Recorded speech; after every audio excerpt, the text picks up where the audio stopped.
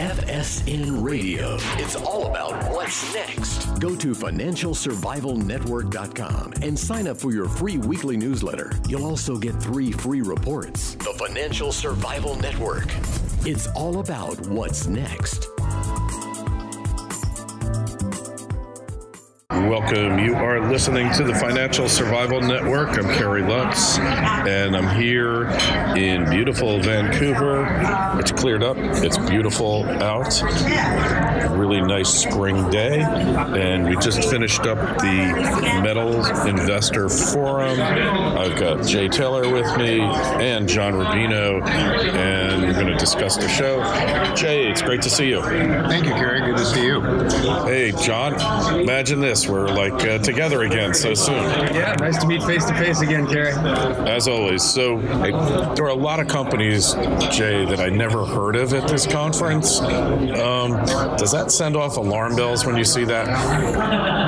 No, I wouldn't say so, because this is an mine exploration conference, and by definition, the companies that are involved with exploration are not well-known companies. You know, the major mining companies are not particularly good at finding new deposits for various reasons. The companies that are really good at finding deposits are companies that are able to think outside the box. So these exploration companies, what's happened is that the majors no longer they've subcontracted it out? Yeah, they really do, Kerry. And what happens is, I guess during really good boom times, the major companies might do some exploration.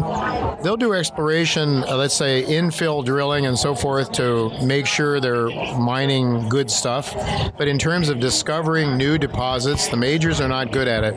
You know, any large entity tends to be more structured. And frankly, the large companies are looking at the next quarter. They're not looking down the road 2, 3, 4, 5 years to build a major mining project. They are not looking to discover them. In fact, what the majors do is look to the little companies like we've met this weekend here at the conference.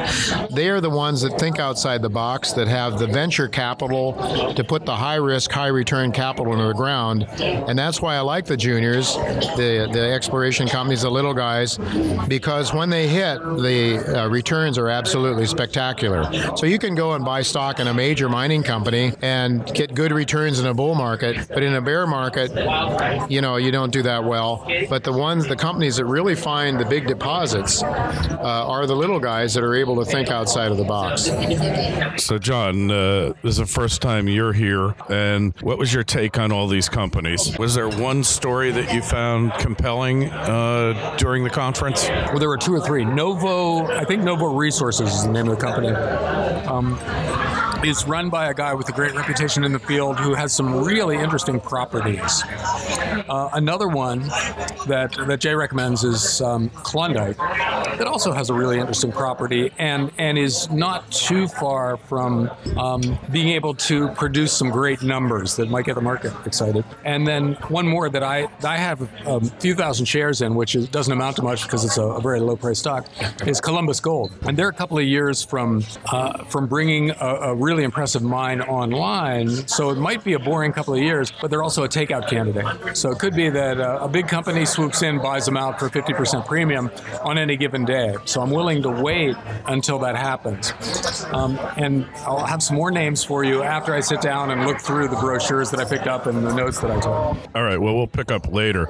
Jay, one of the interesting things that I witnessed here at this conference is a new crop, if you will, of geologists who are looking at discoveries differently, looking at the geology differently, and coming up with new theories and finding new fields that were hitherto not believed possible. Right.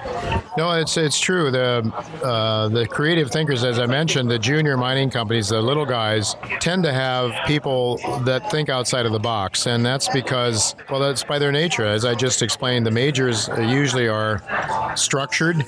They're conservative. They're afraid to take risks. They want to have next quarter's earnings as high as possible. And when you're doing exploration, it's expensive. You're putting drill holes in the ground. It's a crapshoot to a certain extent. They do the best they can with IP and other sort of geophysical studies to increase the odds of those drill holes being successful. But nonetheless, it's a high-risk game. So there are there are always creative thinkers out there. John mentioned Novo Resources, one of my favorites, is a company headed by Quinton Henning, who was a geologist for Newmont in the past. And Newmont had him looking for the next Witwatersrand gold deposit. The Witwatersrand was the largest gold deposit ever in the history of humankind. About 35 or 40% of all the gold that's ever produced come out of the Wits. So Quinton is looking at northwestern Australia, and he believes he's found, certainly from a geological perspective, he's found the Witwatersrand-like deposit. How much gold is there? Well, time will tell, but it's looking very, very positive. But the theory that directed him there was a creative theory about how the Witwatersrand was formed. And so it's creative thinking and the ability to think not the way you were trained to think necessarily, but to think in a different direction. And you're right about that. There are a lot of younger geologists that are coming along that along with new technologies are increasing the odds of successful drill results. Yeah, like hydrology and using satellite imaging, and now even drones. Absolutely. Drones are used, and of course GP. The geologist can go out on the GPS. The geologist can go out on the ground and know precisely and be able to mark where they are and what they've observed when they're doing their walking the outcrops and doing their surface geological work. So we could be heading for like literally another golden age of gold mining, huh? Well, that said, Kerry, the easy gold has been found. The easy minerals have been found in the past. The old timers just simply, when they found copper or gold or silver in the outcrops, they just started hammering away and taking it away. But most of that is long gone. So we're finding some wonderful deposits in places like the Northwest Territories or the Yukon, or places that were harder to get to. But they have technologies now that allow you to peer deeper into the earth. A lot of times now, the kind of discoveries that are being made are under cover, like a till that were, rocks that were brought down by glaciers that covered up deposits in the past. Different kinds of IP surveys and so forth allow them to see rock structures that are hidden from the human eye, that allow explorationists to start putting drill holes down maybe 50 or 100 meters below what would have at one time been the surface before the glaciers deposited the till. So there's a lot of things going on, but no, it's not easy. It's becoming more and more difficult to find large deposits. And as a matter of fact, one of the reasons that I like the junior sector, the little guys, is that the majors can't replace the amount of ounces they're producing. So I like to focus on little companies that have the potential to find multi-million ounce deposits. These companies don't have the skill sets to put these projects into production, nor the capital to do it. But the big guys, the hungry big companies like the Goldcorps, the Newmonts, the Barricks, are drooling when they see these multi-million ounce deposits that make economic sense. And that is where I think the sweet spot is, when they find these deposits. As they find these deposits, that's when John was talking about the 10-bagger potential. Now, let me just add that the 10-bagger potential maybe is in the share price. A lot of times, if the gold price doesn't behave, it goes down. You might have to wait for the next cycle before that particular deposit is put into production. So what I like to tell people is, when you make a lot of money, when you see your stock going up a lot, take some profits off the table. Because what happens traditionally is companies will put millions of dollars in the ground to discover something. They might have made some great progress towards the discovery, but then the gold price heads south and they have to put it on hold for another 5 years or whatever, or 10 years. And then later someone will come along and take advantage of this $30, $40, $50 million drill program and gain all the intelligence from that. So if you can find companies that can gain the intelligence from capital that was put in the ground in the last cycle, those are the ones a lot of times that have the great potential this cycle, to really to get over the finish line, to get over the goal line. And those are companies, I think, that have great prospects. Interesting that these companies just seem to come out of nowhere, and then all of a sudden in our field they become household names and just looking. They're all looking for that one edge, and it looks like some of the companies we saw here this weekend have really found it. John, you expressed concern about being able to basically separate the real companies from the BS. What do you think is the best way to do that for you, the investor? Well, you can't do it on your own. A regular investor is not going to fly down to Brazil or someplace and walk around in the Amazon trying to figure out whether a gold mine that's being created down there is a good idea. You can't do it. So what you have to do, rely on trusted experts, Jay for a long time, and who has a great sense and a good track record for finding companies that have legs, that have staying power. Instead of just disappearing, they grow into bigger miners or they get bought out at a big profit or whatever. So you need somebody like that. Rick Rule is another person who, when he does an interview online, usually towards the end of the interview, they ask him for his favorite stocks. They'll give you 3, Take those 3 and look into them, and then add them to your watch list or maybe buy them. That's basically what I do. I listen to the interviews done by the experts in the field, and then I buy their favorite stocks. and that's really all you can do if you're a non-expert, because this is a really technical field in which everybody has a great story. So it's a lot like technology in that sense. You and I can't figure out whether some optical networking company is going to be the one that dominates the field 20 years from now.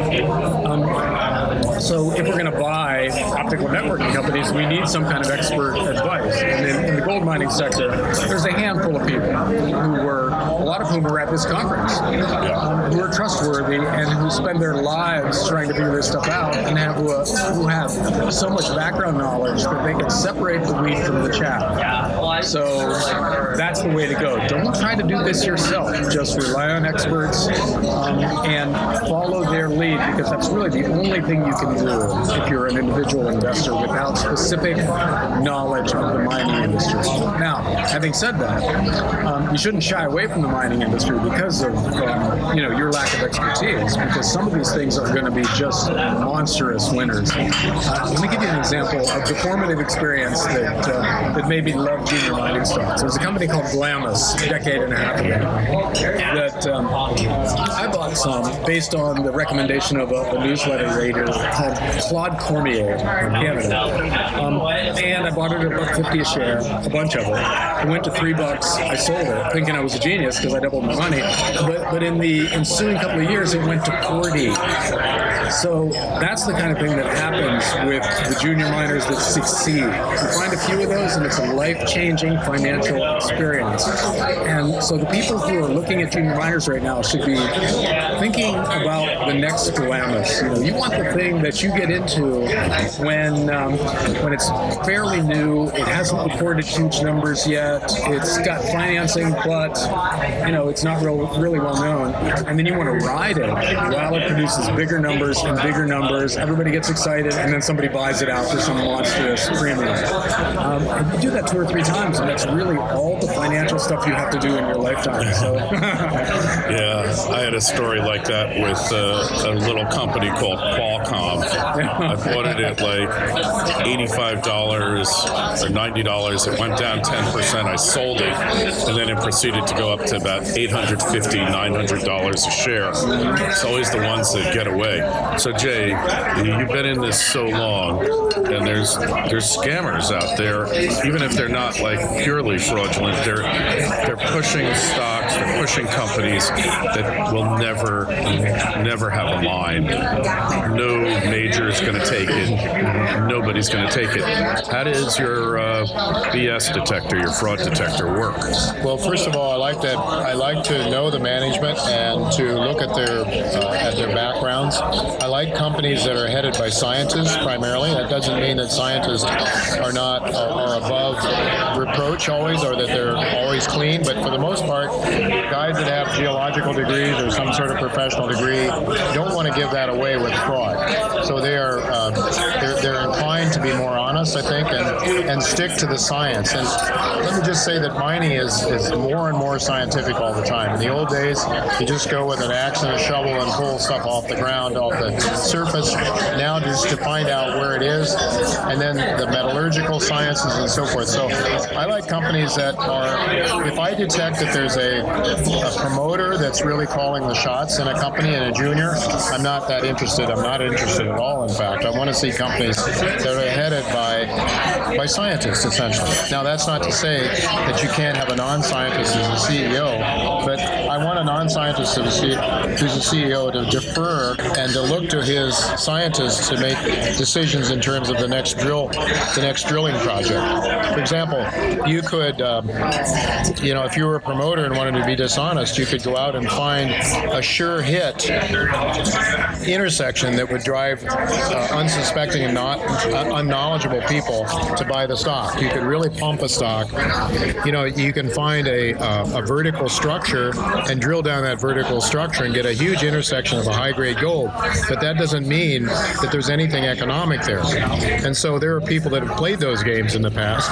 They go out and buy or pump and dump. I like managements that own the stock, that put their own skin in the game.